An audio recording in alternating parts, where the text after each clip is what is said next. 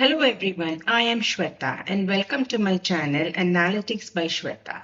In today's video, we will learn the offset function in Excel. The offset function is like a navigational map which leads us to a range of cells. The range of cells can be a single cell, that is a single row and a single column. We can have multiple rows, we can have multiple columns, and we can have a combination of multiple rows and multiple columns. This here is the formula syntax for the offset function. The first step is the starting point. The starting point is a cell reference which we have to give. Then we need to give rows and columns. Rows and columns both are numbers which you need to give. And height and width are also numbers, but they are optional arguments. So let's go ahead to Excel and see how this offset works. Also remember that offset is a volatile formula. That is, it recalculates each time changes are done in the sheet. So if you have a very large data set, it can take a long time. Your Excel cell can get blocked or hanged, so be very careful when you use the offset function. So let's go to Excel and look at this function in action. So if you look here, I have given the starting point, rows, columns, and the height. First, in the starting point, I have just given A1. And I have not given rows, columns, or height with any of this. When you do not give rows and columns, which are mandatory arguments, by default it takes as 0. That is, move across 0 columns and move across 0 rows. Since we do not have anything here, let us try putting 0 and see. You see, it still remains over here. And if you don't keep it, it will still remain here. So A1 is taking the starting point and rows it's taking as 0. So move across 0 rows. So it stays in the same row. Then it says move across 0 columns. So it stays in the same column. Let us try putting 1 and 1 over here. So if you see, we started from here.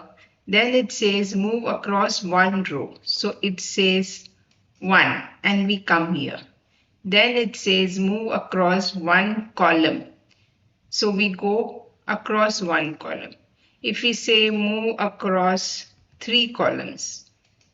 So it starts here, move across 1 row, we come here, and then it says move across 3 columns. So we have 1, 2, and 3, the third column here.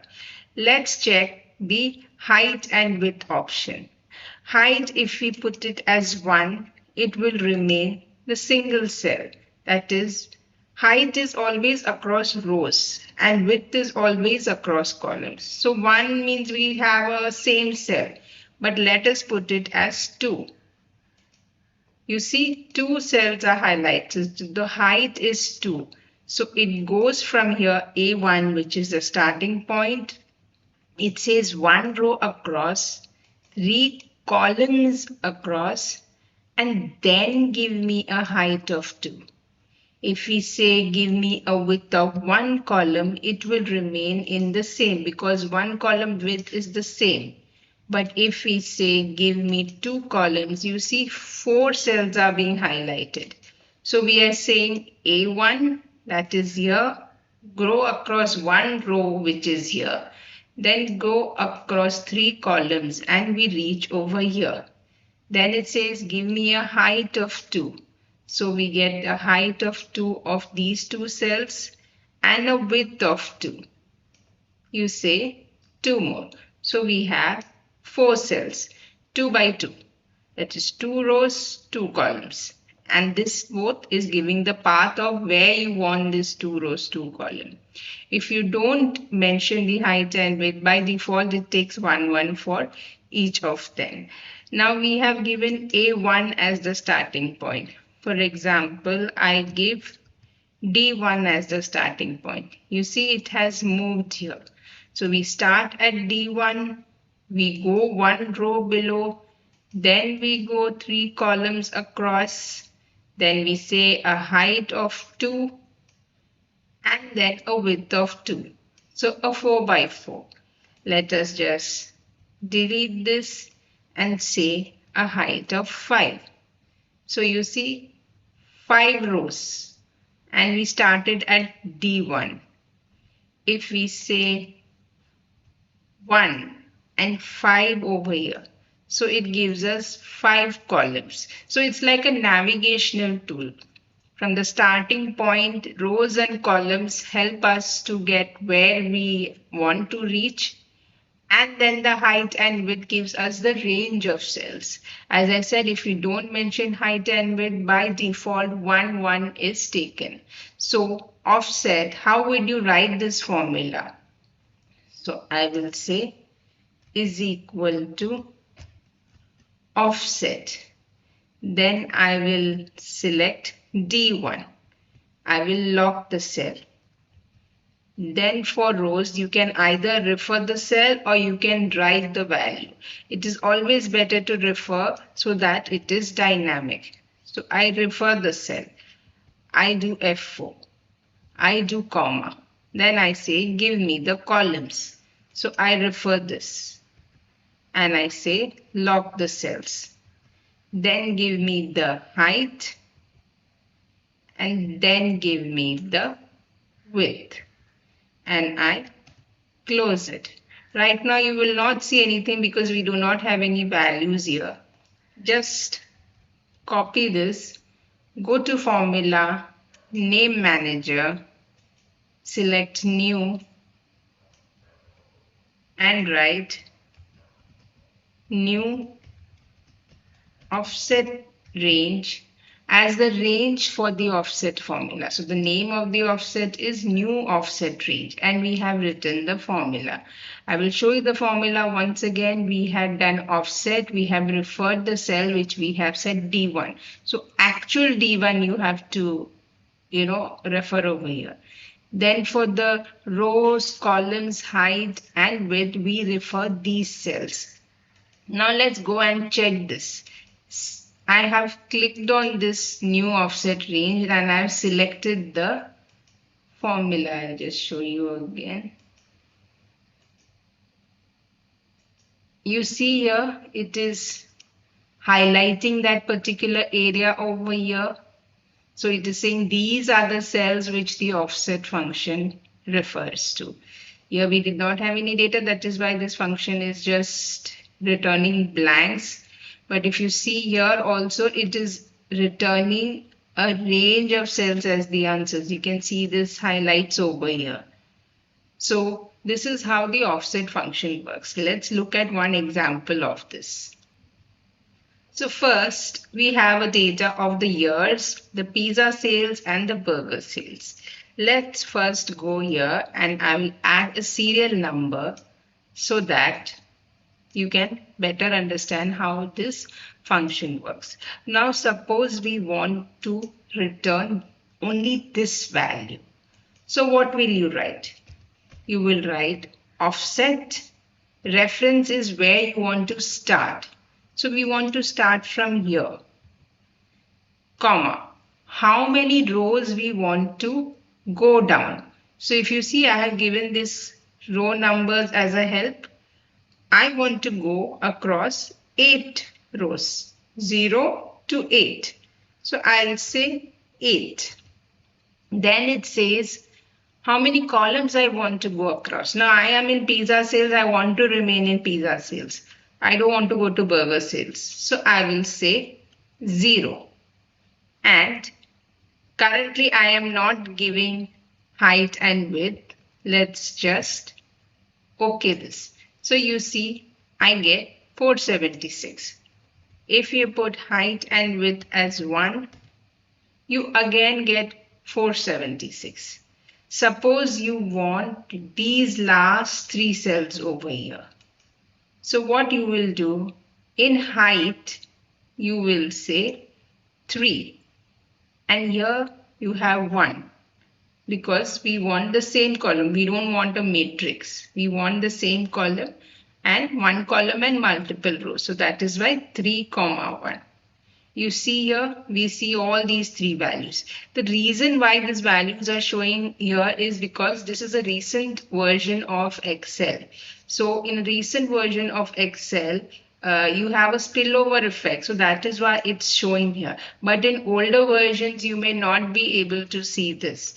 So, but you can still use the formula. I'll show you what you need to do. Just copy your formula. Go to Name Manager, select New, paste your formula and write example 1. Make sure there are no spaces in your name, and I have kept it. So now formula, Name Manager, and in this formula just click it over here in the center. You see this, it is getting highlighted over here. Example 1. Now, if I want the sum of these three values, so I go here, I have already written my offset formula. I will just write sum over here and close the sum, and I get the answer. So if you see here, the sum of these three values is 1177. Now suppose you want these two values. So how will you write the offset? You will say offset, starting cell is B1. Then go down across 8 rows. Remain in the same column, and that's why we put 0. Then in height, you give me 3. So it will give you these 3 rows over here. So I say 3. And then I want the next column also. So 3 by 2 matrix I want. That is 3 rows and 2 columns. So I write 2 over here. Just comma 2. So I have done offset. I have started from here. I have gone down 8 rows. I want to remain in the same column. So I have put a 0. Then I want a height of 3. And then I want the next column as well. So I have given 2. And I do enter. So if you see here, we get these values over here. And here I can go and just write sum. And I close it, so it gives me the sum of all these values. Now the examples which we have seen, we are writing it manually over here, how many rows you want it to do. Suppose we have an example where we are saying, I will give you the last number of years, that is last 2 years, 3 years, and give me the sum of the pizza sales and burger sales for those years. So for here, we will enter a particular year for now. For example, I want the last 4 years. So that is 1, 2, 3, 4. These years I want. And I want the sum of these values. So how will we do it dynamically? So you say offset.